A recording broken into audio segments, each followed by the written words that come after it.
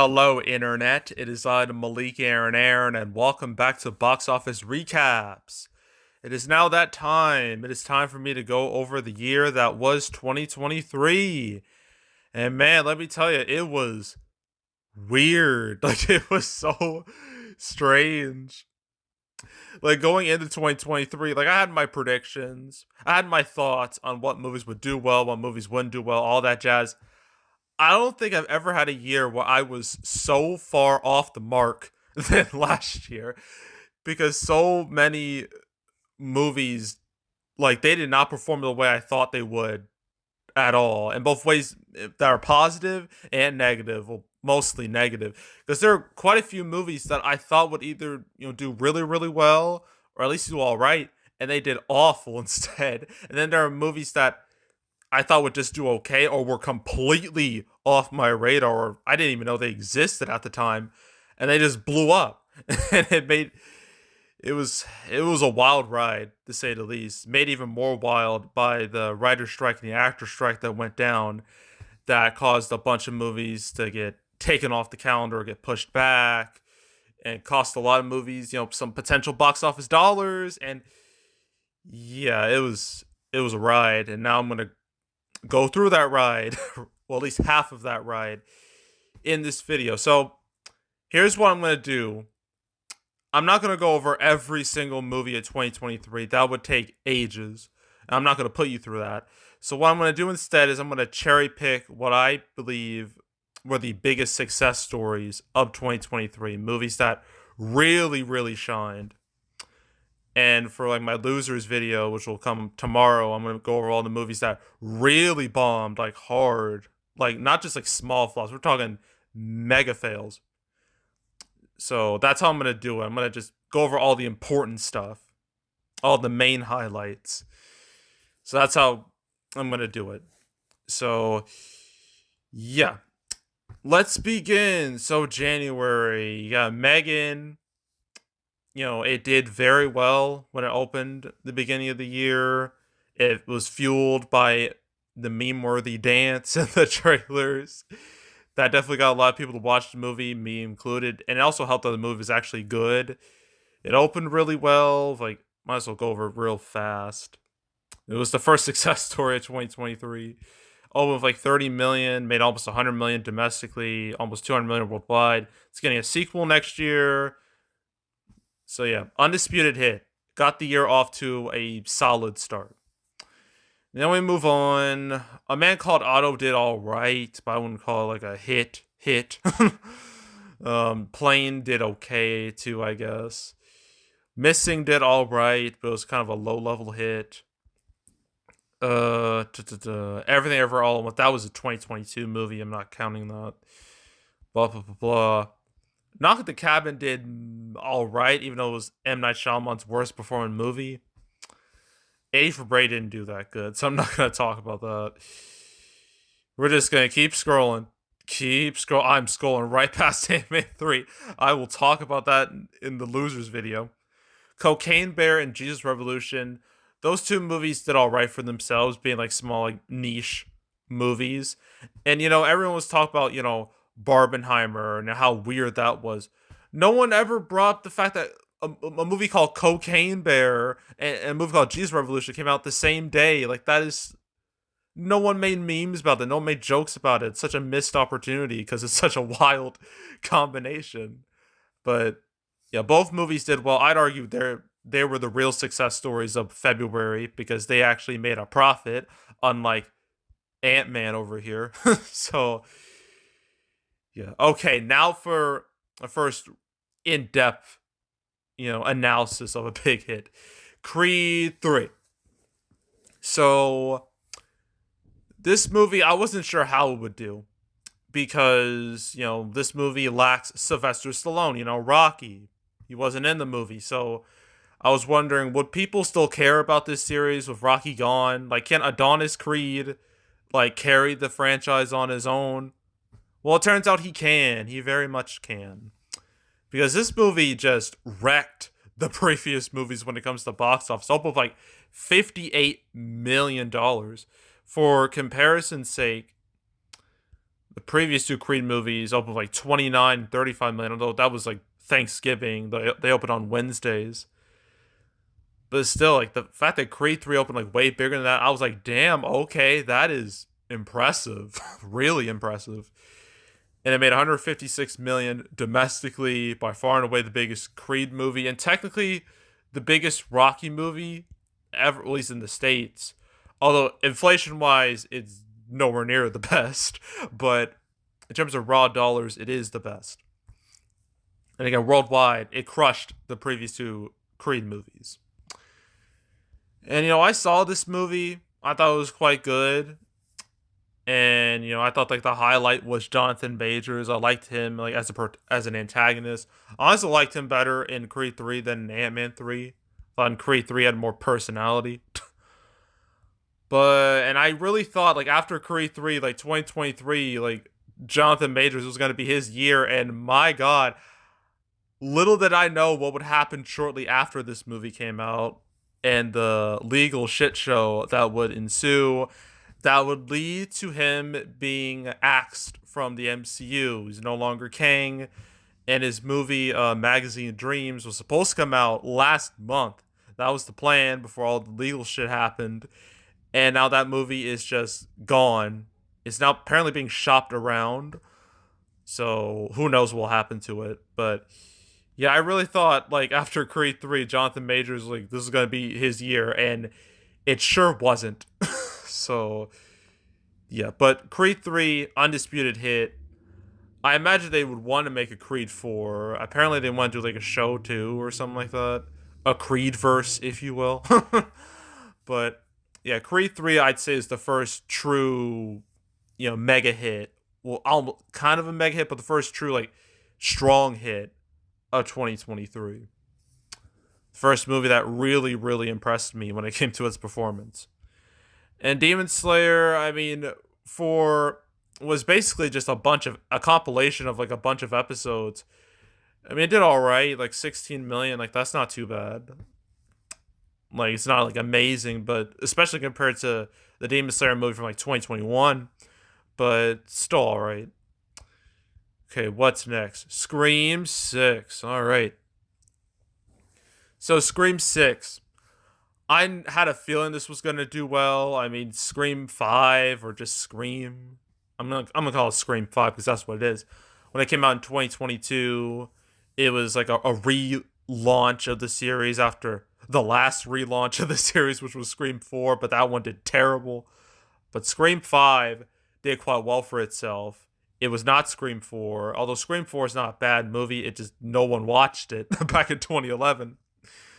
But Scream 5, people did watch it. And I was kind of surprised that they wanted to move real quick with Scream 6. It's just like between Scream 1, Scream 2. It was like a 1 year gap between those two movies. Same thing with 5 and 6. And even with the loss of Nerve Campbell, Sidney Prescott, when like they apparently didn't want to pay her, what she believed she earned, and she walked. People still watch Scream 6. It opened with 44 million, which is by far and away the biggest for the series, as I'm about to show you. Right here. Like, better than Scream 3, although inflation-wise, it's not, but no one really cares about that. It just bodied Scream 4. It made more in 3 days than Scream 4 made total. So, yeah. And domestically, it is the biggest one in the series, 108 million. It beat Scream, the original Scream. Again, inflation-wise, didn't. Worldwide, it's number 3. It was just short of the record. And I saw the movie. I thought it was good. First, of all the Scream movies, I think I liked 1 and 2 the best. Scream 3 is my least favorite, even though I don't think it's that bad. 4 is good. 5 is solid. 6 was solid. And I would say, this is great news for Scream 7, but I'm pretty sure you all know what happened with that. Like, our two leads of the movie, Melissa Barria, I think that's how you say her name, and Jenna Ortega, Melissa was fired, apparently because it was relating to a post she made about the Israel-Hamas conflict, about that. and Jenna Ortega, she dropped out because of scheduling conflicts because she was doing Wednesday season 2. And the director, well, the original, well, he's not here, but the original director of Scream 7 was like, this is like a dream job turned to a nightmare, and he bailed. So yeah, Scream 7 is just kind of dead at the moment, unless they can whip up a new script. And what if they're gonna make a Scream 7, you can at least bring back Neve Campbell. Like, pay her the money, bring her back, and I imagine people will want to watch it. So that way you can salvage all this. But yeah, Scream 6 as it is, big hit. Not much else to say. It was a big old hit. We're moving right past Shazam. No point talking about that. Not until the next video.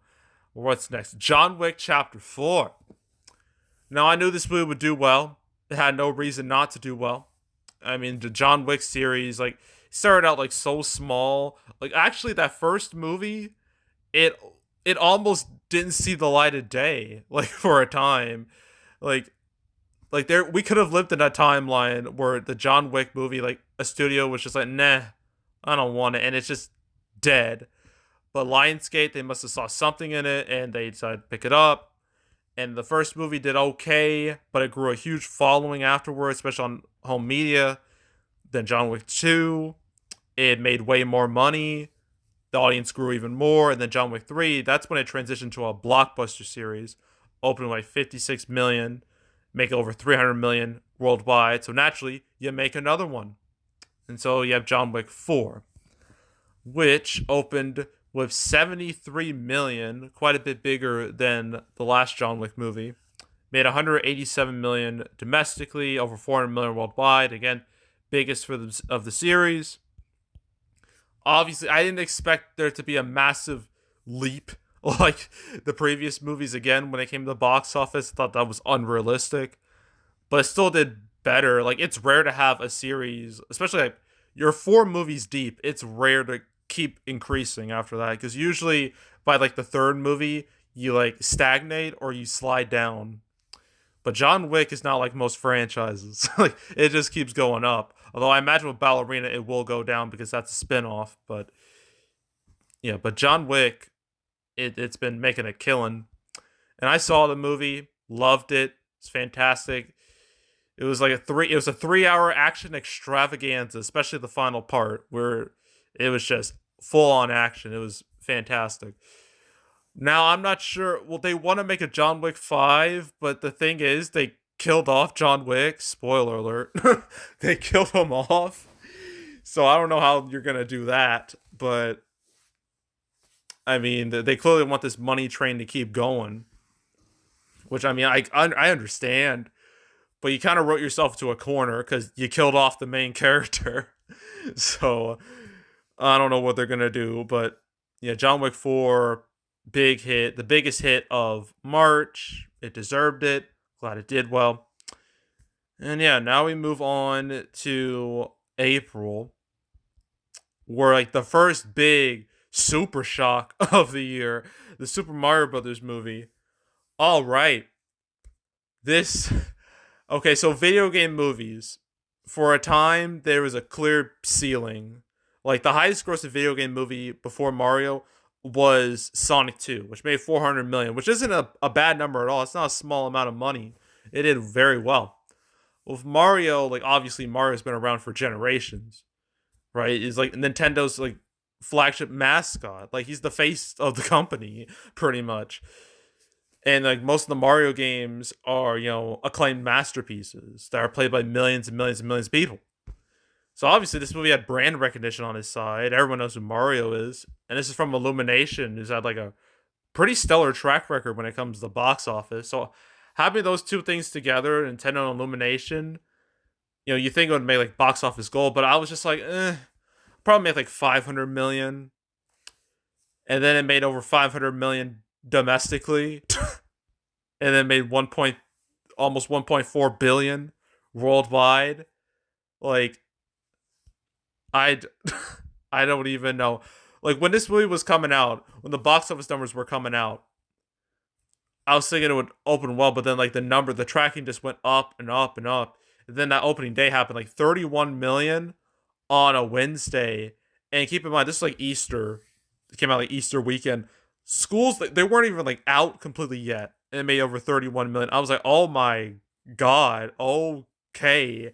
And then Thursday happened, 26 million. And then Friday happened where, schools were officially out. It made 54 million. I'm just like, what the hell is happening? And then just got wilder. Opened with 146 million that weekend. Made 200 million in 5 days. It made more. Actually, let me. Is there a way for me to see it? Games. Damn it. Yeah, based on games. There we go. It made more in 5 days than Sonic 2 made total. I'm dead serious. That's what happened. It was absolute madness.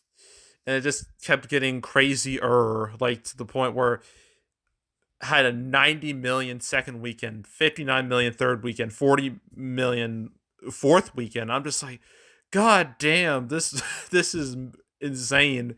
And then once Guardians 3 came out, it finally just fell off. It took like over a month for it to fall off. But I mean, when it comes to animated movies, it's number 2 of all time. The only one that's done better is Incredibles 2, domestically. So that's a hell of an accomplishment, especially since Incredibles 2, people waited well over a decade for that movie. That movie had, absurd levels of hype. Mario didn't really have that going into it. It didn't have the same level of hype, but the fact that it made as much as it did is absolutely just mind-blowing. And I really thought everyone was convinced this would be the movie of 2023. No one thought any other movie would do better than this, but we were all wrong. And you obviously know which movie I'm talking about. Well, we'll talk about that later. But yeah, Mario, it was a little phenomenon. Like, it destroyed all expectations. It made all the money. And it makes you, well, obviously the video game curse is beyond dead at this point when a Mario movie makes this much money. And they want to make a sequel. Like, you could do so much with the Mario movie, with like a Mario cinematic universe. Like, you have so much to work with. You have so much material to use. So, yeah, and for video game movies, considering what's been going on with superhero movies, a lot of people are saying maybe video game movies might replace superhero movies when it comes to popularity. That's possible. We'll have to see how some video game movies do, like, say, Borderlands and Sonic 3. I imagine Sonic 3 should be a hit. Borderlands, I don't know. I don't think so, that one. But yeah, Mario, undisputed smash. Just big old smash. It was pretty much the highlight of April. And I guess I can mention Suzume, for an anime release, Japanese animation release, it did okay, but it was nowhere near the best performing one of the year, not even close.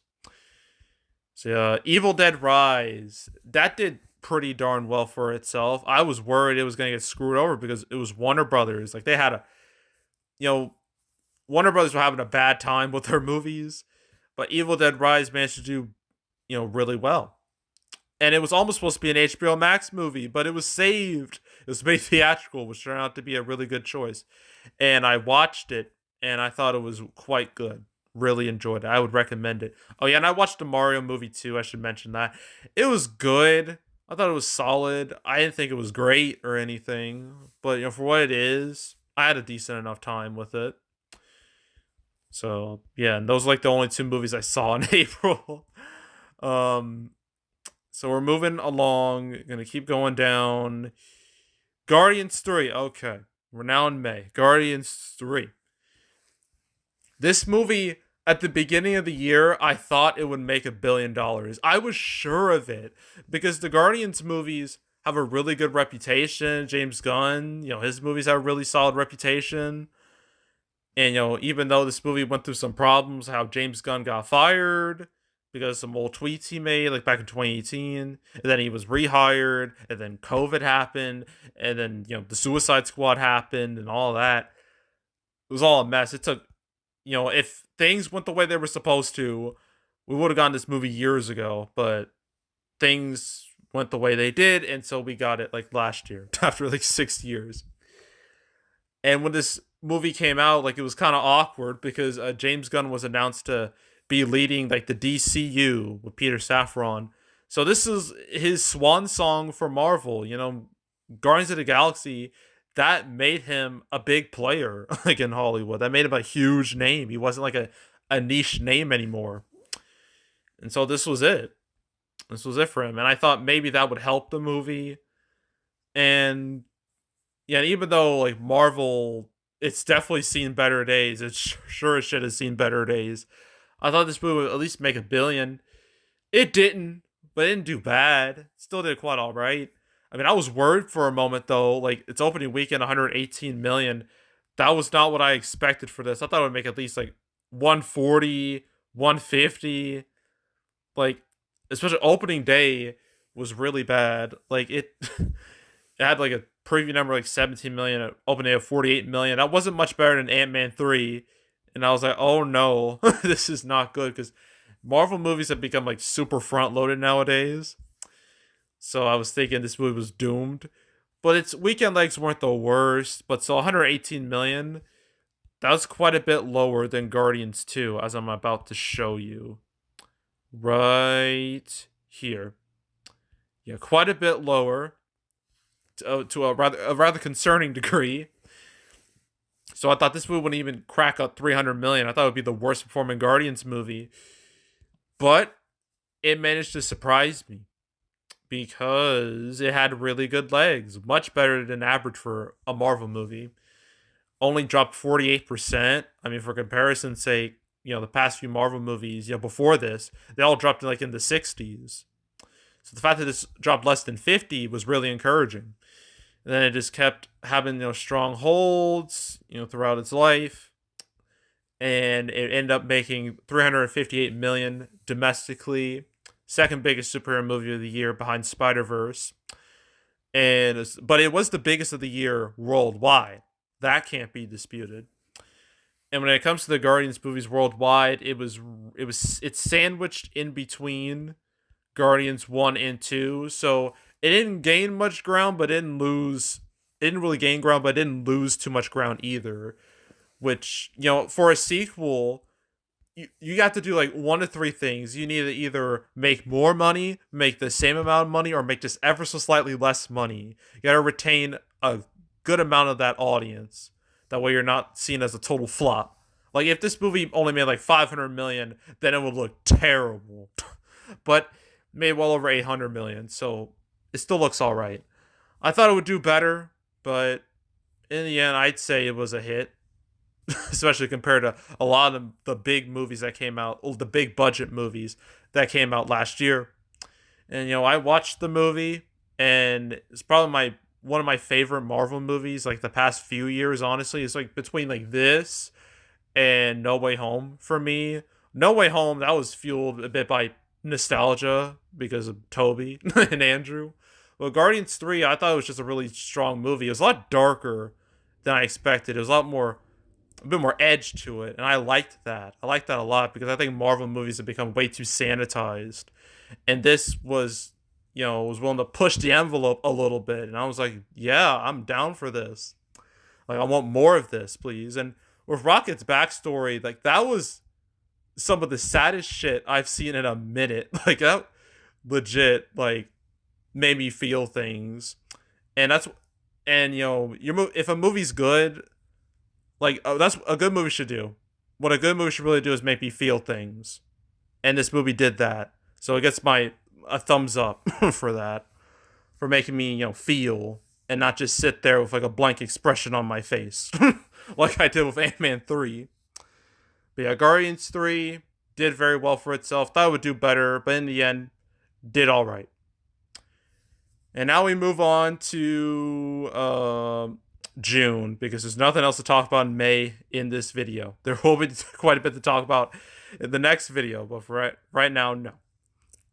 So now we move on to June. Well, I guess I can mention Boogeyman real quick. It did okay. It didn't do great. It just did meh. Like it did, middling business. But Across the Spider-Verse did anything but middling business. So let's discuss this. So Across the Spider-Verse, everyone was hyped for this movie. Like even people who were like falling off of like superhero movies. This was like the one that were like, okay, I'll watch that one. And helped because this is the sequel to Into the Spider-Verse, which came out in 2018. That movie was a bit of a slow burn financially, but it made money, won the best anime feature Oscar, and that movie changed the whole industry. It was kind of like it was very innovative. Like it changed the way how a lot of animated movies look and feel, because for a while everyone was trying to like look like Pixar, but Into the Spider-Verse made people go, you know what? Maybe we should do our own thing. Maybe we should stylize our stuff more, make it stand out more. And that's how we got movies like Mitchell's versus the Machines and Bad Guys and Puss in Boots: The Last Wish and Mutant Mayhem, stuff like that. Really cool shit. So obviously everyone was going to be hyped for Across the Spider-Verse, and it became one of those classic sequels that did way better than the original thanks to just pure hype. Because it opened with 120 million domestically, which is a hell of a number considering how Into the Spider-Verse only opened with 35 million. So that's like over 3 times as much as the original. Like that's quite the accomplishment, to say the least. It made 381 million domestically. It doubled the original domestically. You don't see that happen too often with sequels. And it made quite a bit more worldwide. Sony Animation's biggest movie. It was the biggest movie of the year. Well, biggest superhero movie of the year domestically. Worldwide, it was number 2. So basically the opposite of Guardians 3. But yeah, I'd say it absolutely deserved it because this is my movie of the year, honestly. Just seeing it, it may just be visually, it may be the greatest thing I've ever seen in my life. Like, I'm not even joking. Like, the visuals and animation, all of it it blew me away. I was in awe the whole time. Like, it was a hell of an experience. And yeah, and obviously we're going to get Beyond the Spider-Verse eventually, one of these years. Because, like, initially the plan seemed to be, Across the Spider-Verse will be in 2023, and then Beyond the Spider-Verse will be in 2024. But then it was revealed that just was not going to happen at all. It would be impossible. So now it is TBA. It is to be announced. It is to be determined. It's just in the ether. It's just floating in there. And there hasn't been like any news regarding when it will come out. I would say probably 2026, 2027 at least. That's what I think. And I'm hoping the animators get treated a lot better than they were in Across the Spider-Verse, because that's like the one thing that bums me out about Across the Spider-Verse was how the animators were treated. They were kind of treated like trash. So I'm hoping the same shit doesn't happen again. I'm hoping they get treated more like, human beings. Hoping they get like the Mutant Mayhem treatment, because like that movie, like the animators were treated like, like quite decently. Like they weren't treated like slaves with that movie. So I'm hoping Beyond the Spider-Verse can do that.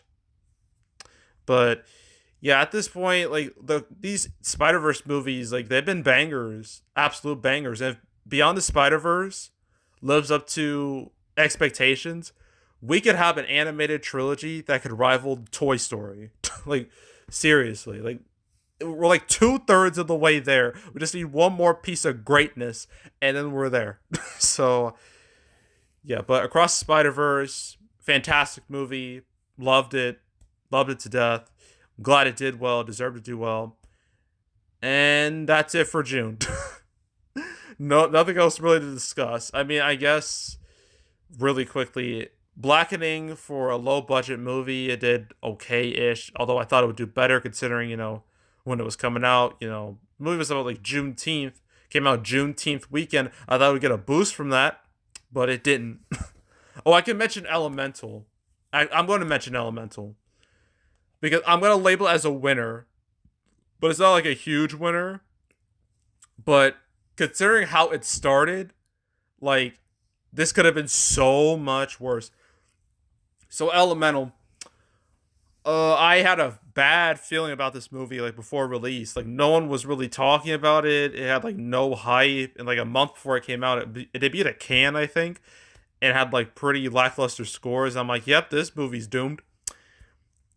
And then it was coming out, I just again, no one was really discussing it at all. And opening, it did awful, so bad, 29 million for a Pixar movie. Like this is worse. That was worse than Lightyear. Lightyear was already a disaster. So I was thinking this was gonna do worse than Lightyear. That this was gonna be a Strange World, Strange Worlds like type disaster. But the movie surprised me. It showed legs, really good legs. It had a quite the long life. It lasted longer than I thought. It made more money than Lightyear. Like internationally, it did really well, especially in South Korea. It popped off over there. About to show you, like made over 50 million over there.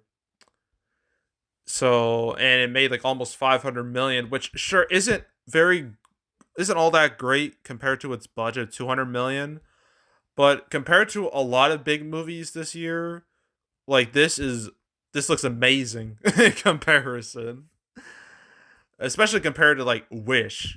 Like this movie just bodies Wish when it came to its financial performance. And even compared to like other Pixar movies, this is far from like the worst performance for a Pixar movie. I mean, oh, I pressed the wrong thing. Pixar, Disney Pixar. There we go. I mean, it did better than Lightyear. Did better. Oh, Onward. That movie was screwed over because of COVID, so I'm gonna give that a pass.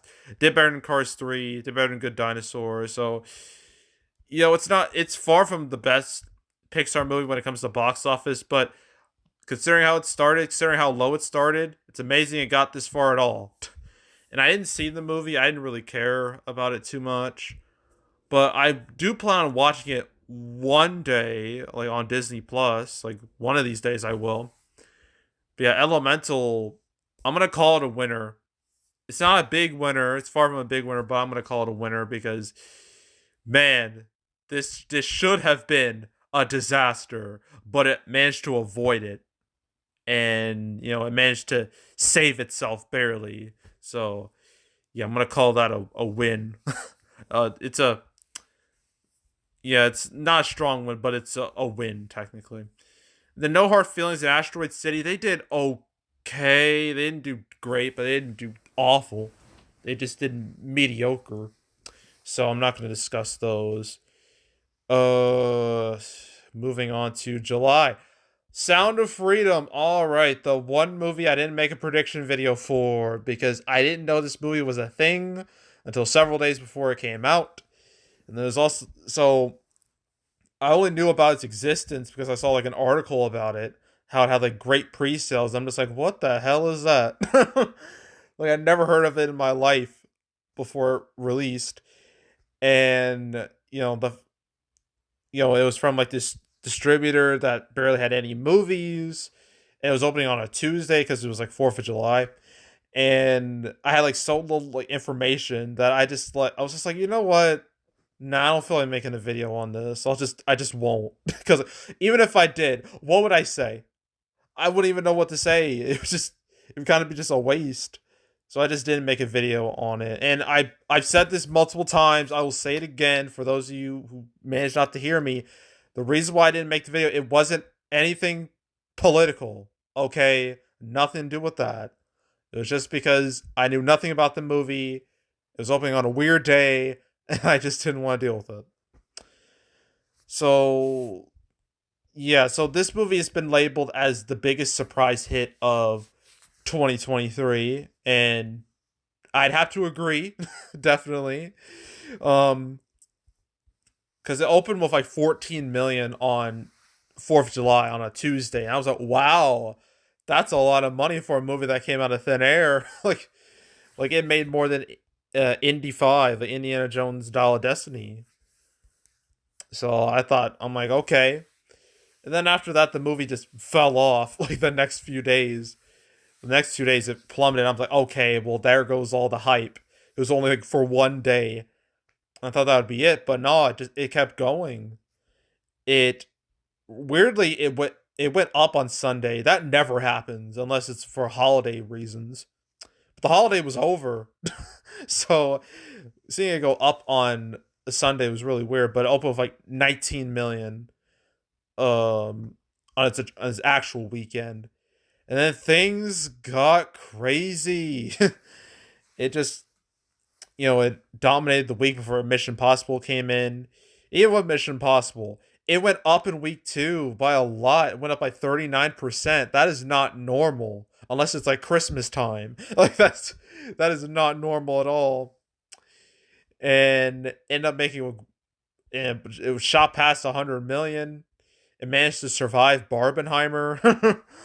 And after that, it started to fall off a bit. Like the hype was starting to like die down. Although there was apparently I remember there was like a controversy with a non-controversy really when it came to AMC theaters. Apparently there was like they're thinking AMC was like sabotaging the movie or some shit because they're making people like leave. Although apparently it's because of air conditioning going out. And I don't know about you, but I'd rather not sit in the theater with no air conditioning because I don't want to suffocate. So I'd rather leave than stay there. But yeah, that was a whole thing. But ended up making 184 million domestically, 250 million worldwide. Like this movie domestically, this little movie that cost $14 million made more money than movies like shoot Mission Impossible Dead Reckoning Part 1, Indiana Jones Style of Destiny, Transformers Rise of the Beast, The Flash, Aquaman 2, Marvels. So many big movies. Movies that cost like 10, 20 times as much. And it did way better than all of them. So, which is, I guess, proof, well, more proof that you don't need to spend a lot of money to make a lot of money. What you need is a movie that will appeal to an audience, audience that's willing to show up. If you do that, gold mine. And that's exactly what happened here. So, yeah. So, yeah, Sound of Freedom, easily the biggest surprise hit of 2023. You really can't argue with that. And I might as well mention Insidious, The Red Door. I might as well go over it a little bit because this movie shouldn't have done well at all, realistically. I mean, this is the fifth Insidious movie. Like, the Insidious movies, like, past the first one, they're all seen as, like, trash. Like, the first one is considered the only good one.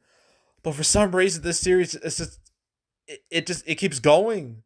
I don't know how, but it keeps going. And with Insidious The Red Door, it actually did better than the last one. Like, just showing you the Insidious franchise.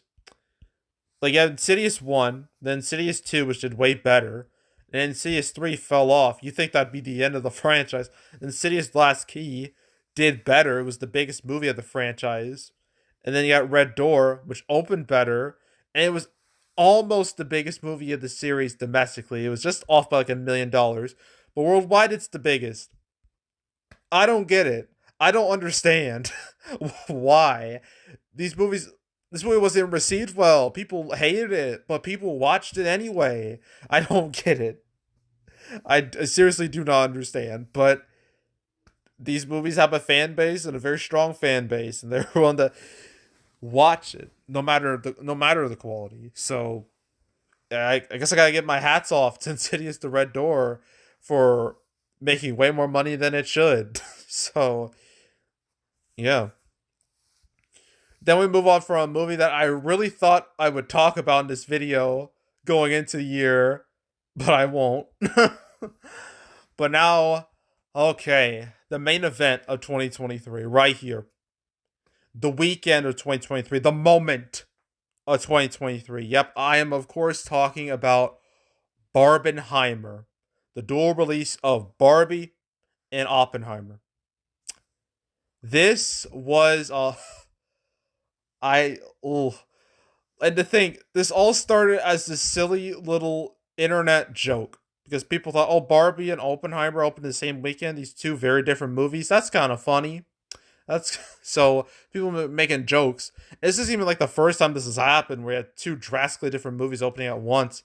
You had like Big Hero 6 and Interstellar, Pitch Perfect 2, Mad Max Fury Road, How to Train Your Dragon 2, and 22 Jump Street, Monsters University, World War Z. Like this is even the first time this has happened. It's far from the first time. But this one was different. I guess people thought it was the internet saw potential in this pairing, and it's the little internet joke turned into a full blown phenomenon where people were literally buying tickets of both movies at the same day. People were dressing up. People were taking this dead seriously. And when both of these movies came out, like that weekend was the biggest weekend in the history of summer and the fourth biggest weekend ever.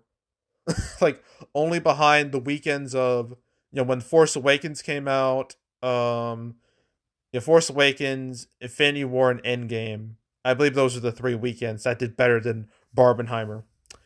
But yeah, it was a hell of a moment. It was like the last real hoorah of 2023 before the strikes caused everything to truly go to shit.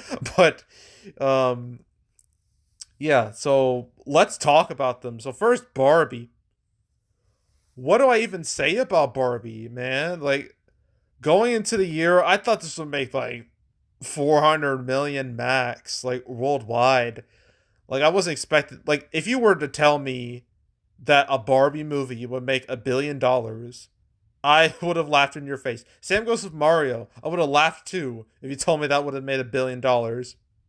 But here we are. In this reality, Barbie made more money than Mario. Mario already made a stupid amount of money, but Barbie did way better. Made over 1.4 billion. Made over 600 million domestically. It's one of the biggest movies of all time domestically. It's just outside the top 10 right here. Just outside. So with this, like before it was coming out, like a couple weeks in advance, like this movie was already getting a lot of hype, a lot of online hype, because the trailers were really good. They did a damn good job selling you on this movie. And like as the weeks, as we got closer to release, the hype just kept building and building and building, and the box office tracking went up and up and up, and I'm just like, okay, this is interesting. And then Thursday night happened where this did 22 million Thursday night, and I'm like, okay, this is definitely gonna be a big movie. And then opening day up with 70 million, made 162 million opening weekend, biggest of the year. Well, really, biggest preview, biggest opening day, biggest opening weekend of the year. And then the weekdays, it just go more crazy. Look at these weekdays, 26, 26, 22, 21. These are weekdays. It isn't even a holiday. Like, these are just normal-ass summer days. And it's making, like, these weekdays are more than what a lot of big movies made their opening days. Like, this is just, like, 26 million on just a random-ass Monday. Like, that is amazing. Then second weekend made over 90 million. Then fourth weekend, 53 million. Fourth weekend, 33 million. It just kept going. It just kept going.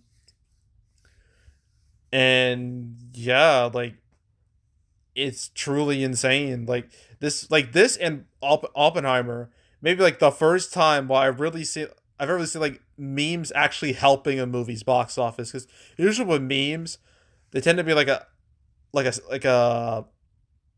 a side effect of a movie being successful. Like with Across the Spider-Verse, there were plenty of memes surrounding that, but that was like because the movie was already popular, it spawned all these memes. And for other times, memes are used to shit on a movie, kick it while it's down, just mock it into oblivion, which is what happened with, say, Morbius, for example. But Barbie and Oppenheimer, they were fueled by memes. Memes are the reason those movies made as much as they did at all. So I guess this is proof that memes, just like the power of the meme. That's all I'm gonna say.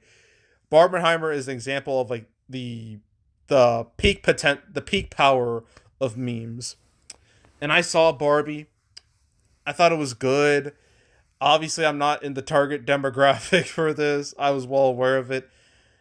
Some of the jokes in the movie didn't land, but some of them did land. Like, I loved Ryan Gosling's Ken. He was fantastic. He was my favorite. Like, he made the movie for me.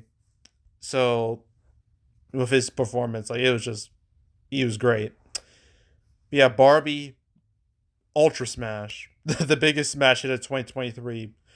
But that doesn't mean we sleep on Oppenheimer, okay? We cannot sleep on this movie because this movie was also a big phenomenon, just like Barbie happened at the same time. So Oppenheimer, I at the beginning of the year I thought, okay, it's probably make like 500 million. It's Christopher Nolan. People will watch it anyway because his name's attached to it. It had a strong cast and everything. But I believe the Barbenheimer memes benefited Oppenheimer more than Barbie because Barbie would have done well anyway, but Oppenheimer, like, its stock really raised because of those memes. Gave it a lot more publicity, made people a lot more interested in seeing it, and man, like, this movie, like Barbie, popped off. Opened with 82 million opening weekend, the same weekend as Barbie. So these movies were making this much money at the same time. I mean, I'm trying to find it. So, is it even on here? I don't think it is. But yeah, is it okay? Non number one. All right, so Oppenheimer, the biggest opening for a non number one movie. The number one is Inside Out, that with 90 million. But in total, it is now the biggest movie that never hit number one. It beats Sing, which is good. We actually have a good movie topping this chart. But yeah, like 300 million, never number one ever. It made that much. That is quite the achievement. And it made almost $1 billion, just under a billion, which is a hell of a feat because this isn't like this movie is just a 3 hour, drama. 3 hour R-rated drama, I should add. Like these numbers aren't normal for a movie like this, but this movie that it defied normal. Like, it wasn't gonna do normal business. It was gonna go above and beyond, and my God, did it do that! And for Christopher Nolan, it's easily his biggest movie since the Dark Knight movies. So yeah, this is an undisputed success story, and I saw the movie. It was kind of because of that runtime, that 3 hour runtime, was a little hard to watch it. At least find like a good time to watch it. So I watched it like on a Sunday in like the morning. Not exactly an ideal time to watch a movie, especially to go out and see a movie. But I was like, I have to see this. I have to. And I did. And I loved it. And sure, it was a dialogue fest, but I didn't find that to be bad. I was engaged by it. I thought the dialogue was engaging. I was invested in what was going on. For a 3 hour movie, it didn't really feel like 3 hours to me. Which is good because, like, I don't want long movies to feel way longer than they do. I don't want that. But yeah, I thought it was engaging. Sometimes you don't need like explosions or like quippy dialogue to invest me. Like Social Network, that movie is very much all talking, but the talking is so good that you're hooked. And the same thing happened with Oppenheimer. Like, the performances and everything were fantastic too. I loved it. It was my second favorite movie of the year, behind Across the Spider Verse. Yeah, Oppenheimer, it was a big hit, deserved it, absolutely. Yeah, July 21st, that was a day in history. That was the day where movie going, like, was alive, truly alive, for the first time in a long ass time. Like, it was a good weekend for the movie industry before everything went wrong afterwards. But yeah, so I should mention Talk to Me. Sure, it's not like a big hit, but in the grand scheme of things, I say it is a hit. You want to know why? Because I thought people thought this movie would only make like 10 million total, and it made like 10 million opening weekend, made like 48 million uh, total, which for A24 standards is really strong. It's one of their biggest movies like ever, which is, nice achievement. Absolutely a nice achievement. And to think this movie was from YouTubers. This movie was made by some YouTubers, man. And YouTubers have like a really bad stigma when it comes to movies. Like, remember the Smosh movie? Remember, I think Logan Paul, just like during his douchebag phase, well, his previous douchebag phase, it was like airplane mode, some really trash thing. There's like Shane Dawson with like, was it like Too Cool? Fine Brothers had like F the Pro, really awful stuff. But this was really, really good. I really enjoyed this movie. And yeah, it's supposed to get a sequel. Hopefully that's good too. And yeah, glad it did well. It absolutely deserved it. So now we move on to August. We're going to talk about Mutant Mayhem. And this isn't as well, this movie didn't do strong. It still did quite all right for itself. I mean, you know, for Ninja Turtle standards, this is like, this is like one of the better performing movies. Because Ninja Turtles, like, it has a weird track record. Sometimes they have like really strong hits. Sometimes they have like just movies that just didn't land all that well.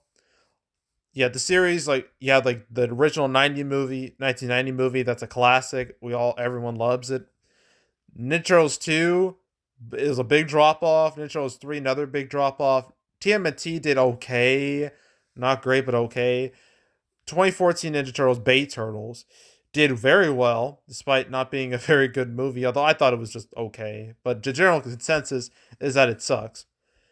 Out of the Shadows, that movie sucks. I don't like that movie. And it bombed hard. It bombed hard.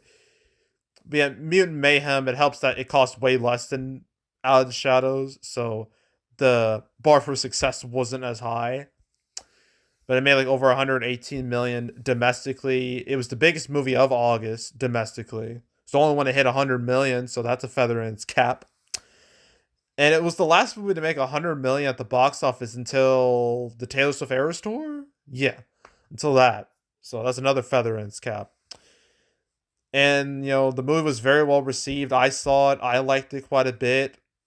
Probably, of all the Ninja Turtle movies out there, I mean, number one is still 1990. I think that's peak Ninja Turtles. But this is probably my second favorite of the bunch, like excluding the non-theatrical animated movies like Turtles Forever and Batman versus Ninja Turtles and the Rise of TMNT movie. Excluding those. Like theatrical Turtle movies, this is the second best, if you ask me. And it's gonna get a sequel. It's gonna get a show on Paramount Plus. And as a Ninja Turtles fan, I am just hooked. So yeah, and when this movie was coming out, there was people were just like, I don't know. There was a bit of pushback, but again, that happened with Rise of the TMNT. There was pushback against that, but I was willing to give that a chance. And I ended up watching Rise of TMNT, and I love it. I don't care what you think. I think it's a great show. It deserved better. It did not deserve to die the way it did. And with Mutant Mayhem, I gave it a chance, and I'm glad I gave it a chance. And considering how the movie ended, there's so many more possibilities you can do with the Turtles now. So yeah, there's a lot they can do. Hoping it goes well. Hoping it continues to go well. And yeah, enjoyed it, and it was a hit. I'd say it was a hit. So yeah. And Meg 2, okay, this wasn't a strong hit, but I thought it would do a lot worse because the first Meg shocked the world. It really did when it came to its box office, because it opened with like 45 million. That's more than what people thought it would have made total domestically. But it made 45, opened with 45 million, made over 500 million worldwide. So it was like one of the biggest surprise hits, one of the biggest shock hits of 2018. So 5 years later, yeah, Meg 2, there's no chance lightning is gonna strike twice, and it didn't. But considering the circumstances, considering what this is, it could have done worse. almost 30 million, made 82 million domestically, almost 400 million worldwide on a budget of like 129 million. So it's technically a hit, and I don't think they should make a Meg 3 because no one even liked Meg 2. People thought it was trash, but people still watched it. I guess that's the power of sharks. People just like shark movies, even if they aren't great. Well, I guess they like Jason Statham shark movies. They're willing to watch that. So, yeah, Meg 2, its performance was moderate. It was okay, but, I thought it would do a whole lot worse, so I'm going to label it as a success. And we move on, skipping right past everything else in August. Da, da, da, da. Okay, Equalizer 3 did all right for itself. It opened with 34 million, same level as the other Equalizer movies, the first two. So very consistent when it comes to openings. It did worse than the first two, but again, not by much. Same goes for worldwide. Not a big drop off at all, which is that's like the least you can do as a sequel is not drop off super hard when it comes to the box office, or not drop off to a point where it looks like super concerning. Because like Meg 2, it dropped off quite a bit domestically, but internationally, that's where it made up most of its money. Of course, it was going to make more internationally, but internationally, the international box office saved that movie. But for Equalizer 3 compared to the other ones, did all right. I'd say it was a general success. Same goes for The Nun 2. It did a lot better than I expected, considering the horrible reputation the original Nun movie has. People hate that movie quite a bit. So I thought, oh, no one's going to watch the sequel, clearly. But it opened with 32 million, which was quite a bit worse than the first Nun movie. Right here, I opened with over 50 million. That's the biggest movie in the Conjuring series. I don't know how that happened, but that's just what happened. Like, it's really weird. But yeah, it's still Nun 2 still open all right. It was number 1 for 3 weeks, although that was mainly because of weak as hell competition, not because of big strength. But it still did pretty solid in the grand scheme of things. Made over 268 million worldwide. Shows that this series still has legs. Like, this series still has a fan base. People are willing to watch these movies. I'm just hoping that fan base will rather watch better movies. But whatever. Nun 2, it was a success. And what else? Not Haunting in Venice. Scrolling down. Da, da, da, da. The Blind, I can mention that. Apparently, it's Fathom Events' biggest movie, so gotta label it as a success story. And okay, finally some new stuff. Paw Patrol: The Mighty Movie. This is the sequel to the Paw Patrol movie. Paw Patrol being a huge brand when it comes to like preschool, franchises. Like, this is a big ass brand. So obviously this movie was gonna make some money, and it did quite a bit better than the first movie. I mean, up with 22 million for comparison's sake. First Paw Patrol, that opened with like 13 million. Oh, that had to deal with Paramount Plus and all that. Mighty movie didn't have to deal with that. And domestically made 65 million compared to the first movie's 140 million. Made 40 million. Made 200 million compared to the original's 150. So yeah, easy success story right here. It's gonna have another movie in like a few years. I imagine that might be a hit too. So Paw Patrol, in terms of box office, is in a good place. As is Saw X, the 10th Saw movie. This series Saw, like, it peaked with like the first 3 movies, like the second, third movie in terms of box office. That's where it peaked, and after that, it kind of fell off. Like, I can just show you.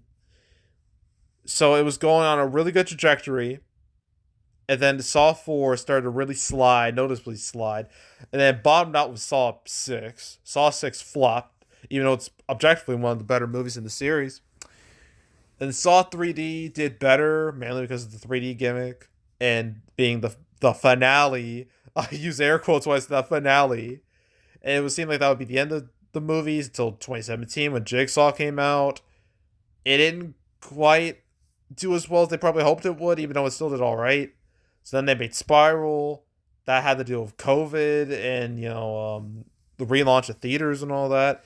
That did kind of bad. But then Saw X, they were like, okay, no more shenanigans. We are going back to our roots. We're bringing back Tobin Bell. We're gonna make him the main character this time. He's gonna be the centerpiece of this movie. And that turned out to be a wise decision because Saw X did quite a bit better than the last few Saw movies. It made open with 18 million, had solid legs, made 53 million domestically, over 100 million worldwide. And even though this is far from like the best numbers for the series, it still shows there is an audience. That fan base is still there. I'm still there. It helps that this movie I thought was quite good, really good, way better than it has any right to be, honestly. And I felt like Tobin Bell, like having him be the main character, like really helped because his with what he went through, like you understand why he's doing what he's doing. And I just like how this movie, it focused more on plot and characters instead of just solely gore. The gore is still there. The traps are still there. You're not going to get rid of those. But I'm just glad this movie had, a solid plot and characters and maybe, give a shit about stuff that wasn't traps. And we're supposed to get Saw 11 this year. We'll see how that is. But yeah, Saw X, definitely a winner if you ask me. So now we move on to October. Exorcist Believer, I would not call that a winner or a loser. It's in this weird place. I wouldn't call it really anything, so I'm not going to talk about it. What I will talk about is the Taylor Swift Eras Tour. Let's do it. Taylor Swift Eras Tour. Oh, okay. So as you know, 2023 it felt like the year of Taylor Swift. It really was. She dominated headlines, especially with her Eras tour that she did. We'll go over like all of her eras, different phases like of her career. And that tour was a massive success. That I think it's the highest grossing concert ever, made like $1 billion, something like that. And so when the strikes and all that was going down, when things were looking real shaky when it came to the box office, like the future release schedule and all that, Taylor and her team, they saw an opportunity. So Taylor partnered with AMC. It's like she bypassed all the traditional studios, your Disney, Universal, Paramount, Warner Brothers, like them. She's like, no, AMC theaters, I want to partner with you. And they released like a theatrical cut of her Eras tour. And when it was announced for October 13th, everyone was caught off guard. And pre-sales, like, they popped off. Like, this movie made an insane amount of money in pre-sales. Like, stuff that you would expect, like, a Marvel movie, like a big-time Marvel movie to make. Like, it was madness. Like, after one day, its pre-sales was, like, 37 million. Which I'm like, okay. It's been a minute since I've seen numbers like this for anything. So obviously expectations for this were sky high when it came out, and it opened with 93 million, which isn't as high as some people thought it would hit, but still a strong amount. Second biggest opening ever for October, only behind Joker.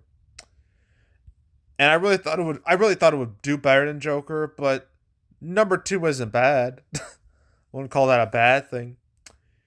And it ended up making 180 million domestically. So we had a bit of a weird release because it primarily played on weekends, not weekdays, although except Thursdays. But yeah, on weekends, that's when this played. So yeah, a bit of a weird release, but still made a lot of money at the end of the day. It helped out 2023 when it really needed it. It definitely helped out the fall box office because it desperately needed a big hit, and this was that big hit. And when it comes to concert movies, it's by far and away the biggest success, of all of them. By far and away the highest grossing one. And it was so successful, it's probably going to spawn more of them. We already had another one in the form of Renaissance from Beyonce. I imagine there's going to be more because there's clearly a lot of money you can make with these concert movies now. And considering 2024 is the way it is, it wouldn't hurt to add some concert movies to the calendar. Just saying. But yeah, Taylor Swift Eras Tour, big old hit. Showed like the power of the Swifties. Showed how big that audience is. And yeah, big old hit. But that wasn't the only big hit of October because we also had Five Nights at Freddy's. Now, Taylor Swift, I expected that to be big. I knew that'd be big. This, I thought for sure would make like what, 40, 50 million. I thought this would be a mid-level hit at best. Because like the Five Nights at Freddy's, like that's been around for a long time, right? And I thought this movie would only appeal to that group, only that group. And the fact that this was also on Peacock at the same time, which is usually a really bad thing to do because it negatively impacts box office.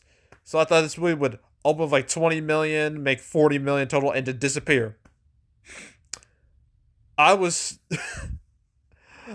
I was comically wrong. Like, it's unbelievable.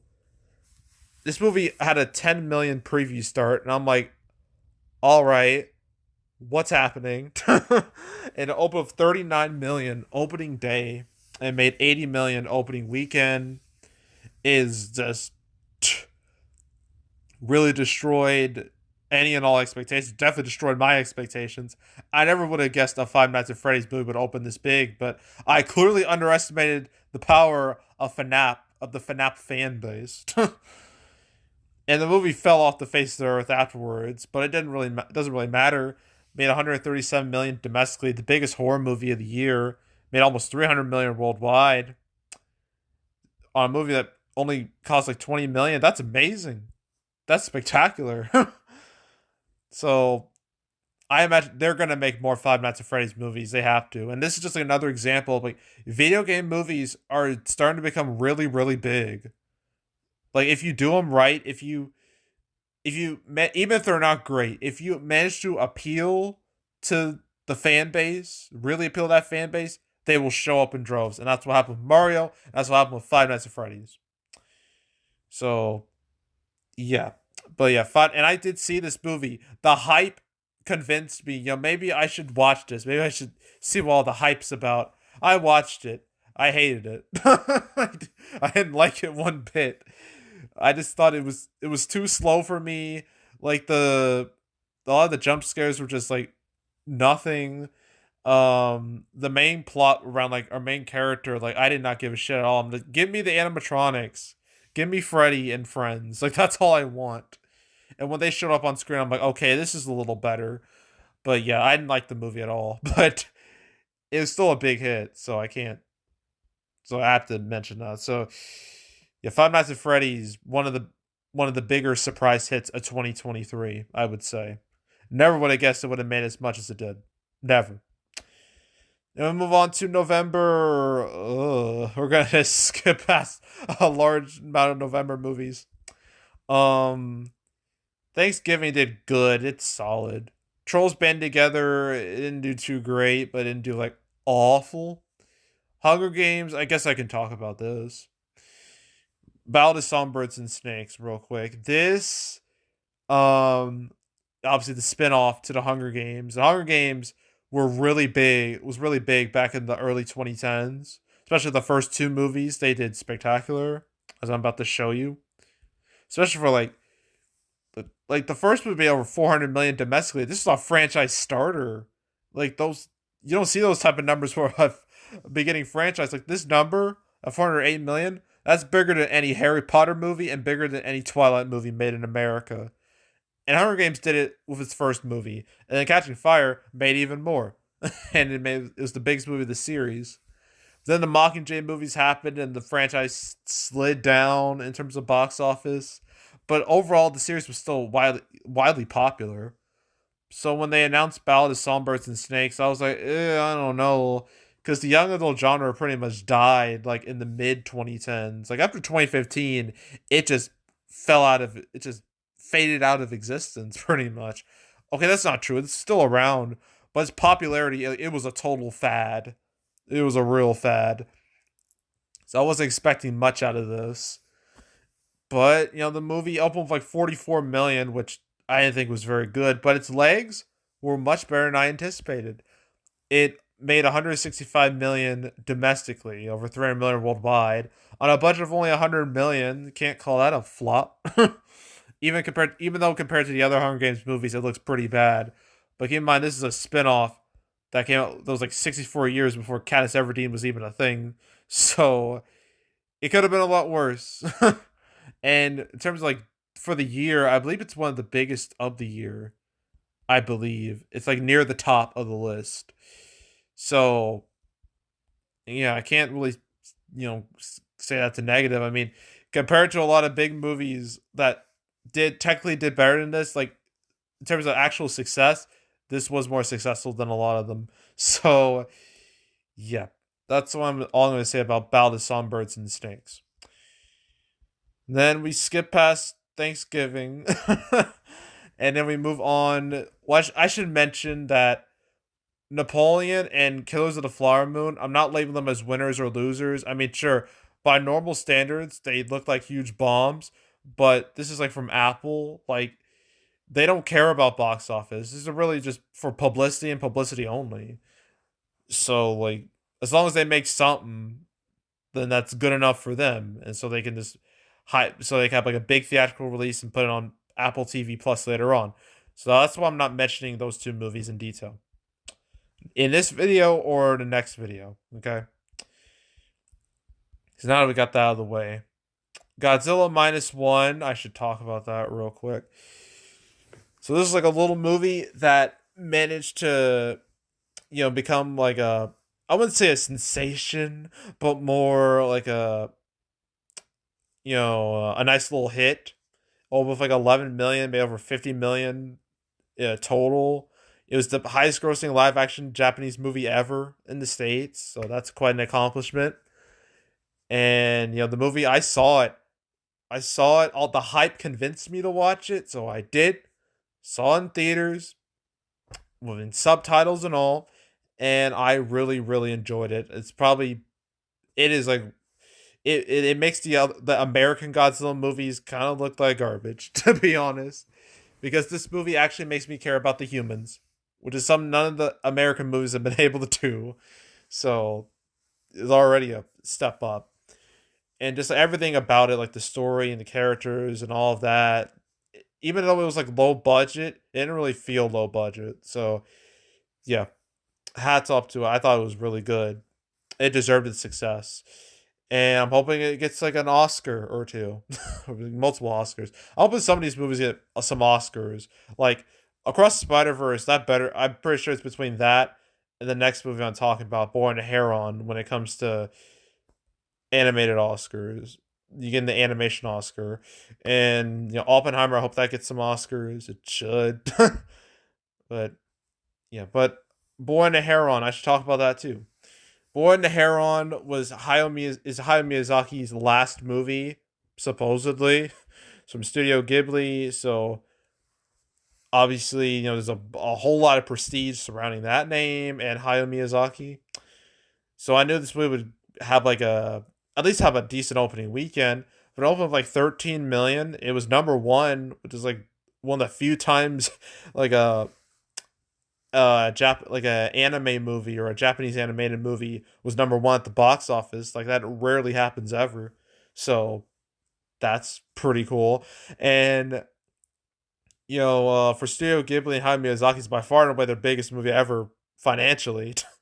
Like in terms of not believe domestically it destroys all the previous movies. As I'm about to show you, I mean, let's look at those. Like look at that. 42 million is way higher than the rest. So yeah, and the movie was like widely acclaimed. I wanted to see it, but I couldn't, which made me sad.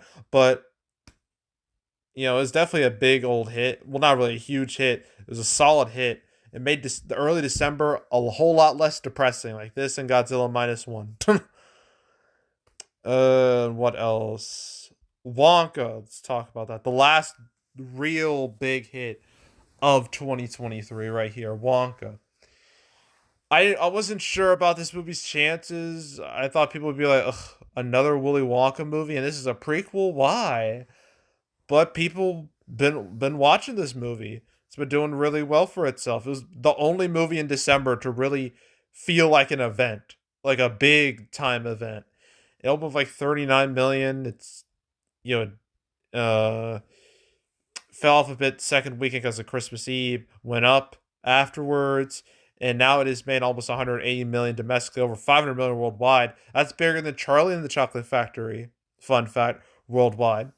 Not domestically, although that might happen sooner rather than later. Maybe. But yeah, Wonka is the only movie in December to be an event, a true event. It made quite a bit of money on a budget of like 125 million. So yeah, undisputed success right here. And I saw it. I thought it was all right. The production design I thought was amazing. Like that and Barbie. Like the production design for both movies was just jaw dropping. So I'm hoping it gets like some awards for that. And then Iron Claw did okay. It didn't do great, but it did okay. Poor Things, considering what it is, you could have done worse. Anyone But You, let's talk about that. It's the last movie I'm going to be really talking about. Because this movie is really perplexing me. Because this movie should have done bad. Because rom-coms have been doing awful. That genre's been dead for years, theatrically. So I thought this movie wouldn't stand a chance because of that. Only opened with like $6 million. It had one of the most front-loaded openings ever. Probably partially mostly because of Christmas Eve. Like 58% of its weekend came from Friday. I mean, just look at that week. Look at the weekend. 49%, 57%. Look at those drops. You wouldn't expect anything from this. But for some insane reason, this movie's been gaining momentum. Like it went up like 46% the next weekend, went up 11% the following weekend. The holiday was over at that point, and now it finally dropped only 27%. Its fourth weekend is bigger than its first weekend. When do you see that ever? And now it's made like 57 million, total. I don't know how much higher it's gonna go, but considering how it started, like this is incredible. It is baffling that it's doing as well as it is. So it's definitely a sleeper hit, just like Elemental, where the movie started real low, but it managed to find an audience. So, and I have to call that a win. And that's it. And we are done for all the winners of 2023. I know that was long as hell, but don't worry, my losers video is going to be even longer because man, there were so many L's in 2023. It's hard to grasp. So expect that video tomorrow, and expect that to be a long ass video, okay? Because we have a lot to go over, way too much to go over. So stay tuned. But yeah, that's it. That's all. Make sure to subscribe, like this video, leave a comment, turn on notifications, share the whole drill. You want to check out more videos like this? I got playlists on the homepage, all previous prediction videos. Box office recaps I made on the channel. You want to look at my past recap, all my recaps for 2023. You want to look at any of those, you can go right ahead. There's also box office predictions where I predict box office for movies. Any movie I cover in like high detail or high-ish detail, I made a prediction video for. So if you want to watch any of those videos, you can watch them all on the playlist, on my 2023 prediction video playlist. Go right ahead. You want to watch any other ones I've done the past few years, you can go right ahead. There's also the Canceled series where I go over all the movies that are supposed to come out but didn't. I've now made 228, I believe, 228 episodes of Canceled. Is it 228? I believe it is. Is it? Is it? Yes, it is.